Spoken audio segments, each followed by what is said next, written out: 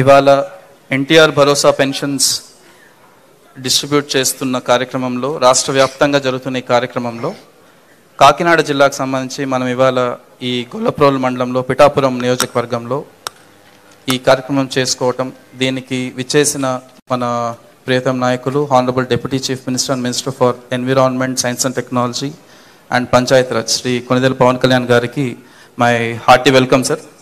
And అలాగే I invite Shri Mareddy Srinivas గారు, వర్మ గారు, దెన్ కృష్ణరాజు గారు and all my colleagues from the district administration, media మిత్రులకి, విచ్చేసిన పోలీస్ వారికి, then all staff from secretariats, village and ward secretariats and who are involved in pensions విషయంలో involve అయిన staff అందరు ఇక్కడే ఉన్నారు. వారికి, వచ్చేసిన పెన్షన్దారులకి అందరికీ నా నమస్కారం. మనం ప్రతి నెల ఒక పండగలాగా జరుపుకునే ప్రోగ్రామ్ ఈ పెన్షన్స్. ఈ పెన్షన్స్ చాలా, అంటే ప్రతి గవర్నమెంట్లో రకరకాల స్కీమ్స్ చేస్తాం, రకరకాల సోషల్ వెల్ఫేర్ స్కీమ్స్ చేస్తాం, అంటే ఈ సామాజిక సంక్షేమ కార్యక్రమాలు చేస్తుంటాం. అందులో అతి ముఖ్యమైనది అండ్ చాలా పెద్ద సంఖ్యలో అందరికీ ఉపయోగపడేది ఈ పెన్షన్స్. సార్ నేను ఈ డిపార్ట్మెంట్లో ఒక 2 years వర్క్ చేశాను sir. On contrary to popular opinion sir, maximum ఒక 10-12% మేబీ ఏదన్నా అనర్హులకు రావచ్చు సార్, బట్ అట్లీస్ట్ 60% ఎక్కడికి కదలలేని వాళ్ళు, ఇంక ఇది తప్ప ఇంకో మార్గం లేకుండా బతకలేని వాళ్ళకి ఇస్తాం సార్ మనం. ఇది నేను ప్రాక్టికల్గా ఫీల్డ్ మీద చూసింది సార్. ఇది అలాంటి పెన్షన్స్ ఇవాళ వాళ్ళు ఇంకొకరి దగ్గర చేయి చాచకుండా వాళ్ళ చేతికి ఇంటికి వచ్చి 4,000, 5,000, ఇప్పుడు 15,000 కొందరికి అలా ఇవ్వడం అనేది I think it's very blessed to be part of this అని my personal opinion sir. And ఈ సందర్భంగా వస్తే మన జిల్లా వ్యాప్తంగా మనం 2,79,000 మందికి దాదాపుగా మనం పెన్షన్ ఇవ్వడం జరుగుతుంది. అండ్ పిఠాపురం కాన్స్టిట్యున్సీలో దాదాపు 40,000 మందికి ఇవ్వడం జరుగుతుంది. ఈ 2,79,000లో కూడా 4 రకాల పెన్షన్స్ ఇవ్వటం జరుగుతుంది. ఒకటి ఓల్డ్ ఏజ్ అంటే వృద్ధాప్య పెన్షన్, తర్వాత వితంతు పెన్షన్, తర్వాత వీవర్స్ అంటే ఈ పట్టు పరిశ్రమలో వాళ్ళు పనిచేసే వాళ్ళు, చేనేత కార్మికులు, టాడీ ట్యాపర్స్, కల్లుగీత కార్మికులకి, ఫిషర్మెన్ మత్స్యకారులకి, సింగిల్ ఉమెన్ ఒంటరి మహిళలకి, ట్రెడిషనల్ కాబ్లర్స్ అంటే చెప్పులు పని చేసుకుని అంటే లెదర్ వర్క్ చేసే వాళ్ళకి, దెన్ ట్రాన్స్జెండర్స్, దెన్ ఈ ఏఆర్టీ అంటే ఎయిడ్స్ కానీ అలాంటి కొంచెం ఇబ్బంది అంటే పనికి వెళ్ళలేని ఇంట్లో ఉండాల్సిన అవసరం ఉన్న ఇష్యూస్ ఉన్న వాళ్ళు, అంటే ఆ హెల్త్ ప్రాబ్లమ్స్ ఉన్న వాళ్ళకి, డప్పు కార్మికులకి, వీరందరికీ కలిపి దాదాపుగా మనం మన జిల్లాలో 2,36,000 మందికి ఇవాళ 3,000 వచ్చే పెన్షన్ 4,000 పెంచడం జరుగుతోంది. అలాగే డిజేబుల్డ్ పర్సన్స్ అంటే 40% కన్నా ఎక్కువ డిజబిలిటీ పర్సంటేజ్ ఉండి సదరం సర్టిఫికెట్ ఉన్న వాళ్ళకి, sir Sadaram certificate is a certificate doctor దగ్గర నుంచి ఒక పర్సన్కి ఇంత పర్సంటేజ్ ఆఫ్ డిజబిలిటీ ఉందని చెప్పడం sir. It's like A authenticated certificate for them. అది పెట్టుకుని they can claim for pension sir. 40% is the threshold sir మన గవర్నమెంట్ నామ్స్ ప్రకారం. 40% అని బేస్డ్ ఆన్ వేరియస్ పారామీటర్స్ ఈ పర్సన్ 100% డిజేబుల్, 10%, 20%, 30%, 40% వాళ్ళు గ్రేడ్ చేసుకుంటూ వస్తారు సార్. 40% దాటితే is eligible for pension sir. 40% లోపల ఉంటే he's not eligible for pension. He can still get disability certificate. Will be అంటే ఏదైనా జాబ్స్ కానీ దీనికి కానీ దేనికైనా అప్లై చేసుకోవచ్చు డిజబిలిటీ సర్టిఫికెట్. కానీ పెన్షన్కి వచ్చేసరికి 40% దాటాల్సి వస్తుంది సార్.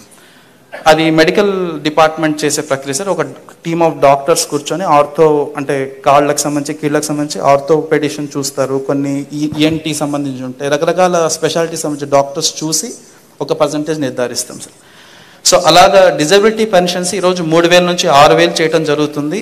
అండ్ అలాంటి వారు మన దగ్గర 35,632 మంది ఉన్నారు. సో వీళ్ళు ఇంక ఏ పనికి వెళ్ళలేని పెన్షన్ మీద ఆధారపడి ఉండే వాళ్ళు ఉంటారు దీంట్లో చాలామంది. అలాగే ఫుల్లీ డిజేబుల్డ్ పర్సన్స్ అంటే 100% డిజేబిలిటీ, పెరాలసిస్ కానీ లేకపోతే మస్కులర్ డిస్ట్రోఫీ ఇలాంటి ఇష్యూస్ ఉన్న వాళ్ళు ఇంకా ఏ పనికి వెళ్ళారు, వాళ్ళ సొంత పనులకు కూడా వేరే వాళ్ళ మీద ఆధారపడాల్సిన అవసరం ఉన్న వాళ్ళకి 5,000 నుంచి ఏకంగా 15,000 చేయడం జరుగుతుంది. అలాంటి వారు మన దగ్గర 304 మంది ఉన్నారు. దీంతోపాటు క్రానిక్ డిసీజ్ అంటే ఎలిఫెంటియాసిస్ కానీ, కిడ్నీ, లివర్ ఇలాంటి సమస్యలు ఉన్న వాళ్ళకి 5,000 నుంచి 10,000 చేయడం జరుగుతుంది. మన జిల్లాలో 123 మంది ఇలా ఉన్నారనమాట.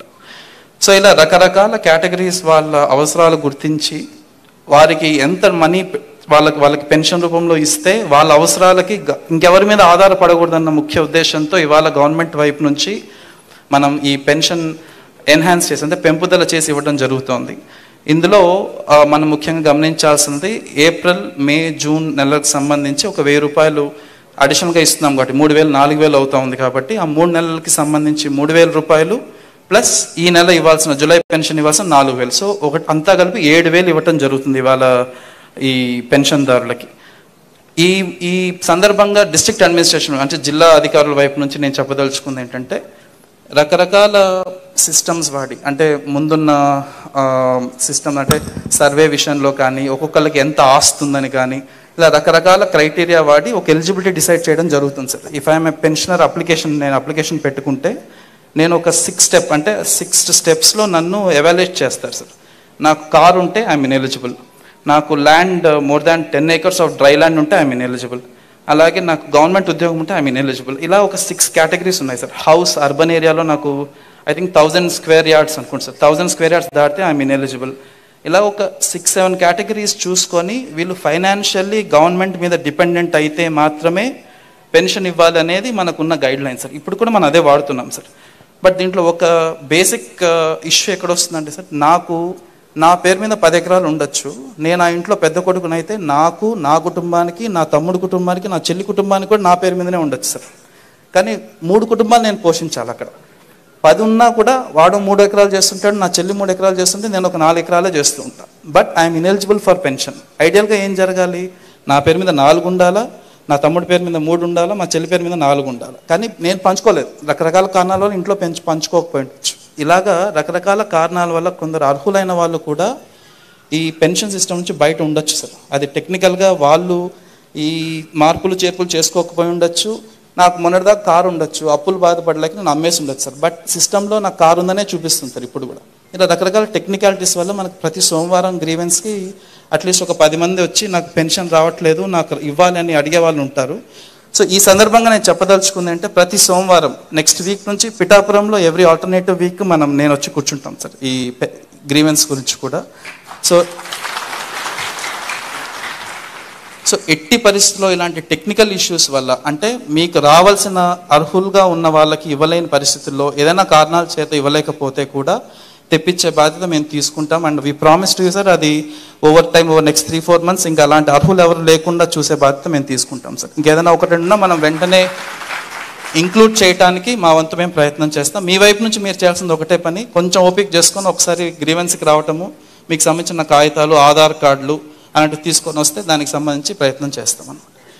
తర్వాత sir last issue that I want to tell, ఇప్పుడు ఈ రోజు నుంచి మనకి గవర్నమెంట్ ఎంప్లాయీస్ మీ ఇంటికి వచ్చి ఇవ్వటం జరుగుతుంది. సో మీ ఇంట్లో ఉన్న పెద్దవారు కానీ ఇక్కడ ఉన్న పెన్షనర్స్ కానీ జూలై 1వ తారీఖు మార్నింగ్ అట్లీస్ట్ 1వ తారీఖు అంటే 6 గంటల నుంచి స్టార్ట్ చేయడం జరుగుతుంది. కాబట్టి ఇళ్లలోనే ఉండి పెన్షన్స్ తీసుకోవాల్సిందిగా కోరుతున్నాం. సో దయచేసి ఆ రోజు బయటికి వెళ్ళడము ఇంకొకటి ఏదో చేయడం వల్ల ఆ రోజు రాలేదని చెప్పి భయపడకుండా, ఒకవేళ ఆ రోజు రాకపోతే నెక్స్ట్ రోజైనా ఇస్తాం, కానీ వీలైనంత వరకు 1వ తారీఖు అందరూ అందుబాటులో ఉండాలని కోరుకుంటూ, సార్ నాకు I'm thankful for this opportunity. And నేను వచ్చిన ఫస్ట్ వీక్లోనే ఇంత మంచి ప్రోగ్రాంలో in your presence I'm blessed to be there. ఈ కార్యక్రమంలో పాల్పంచుకోవడానికి I'm very happy and thank you so much for the opportunity sir.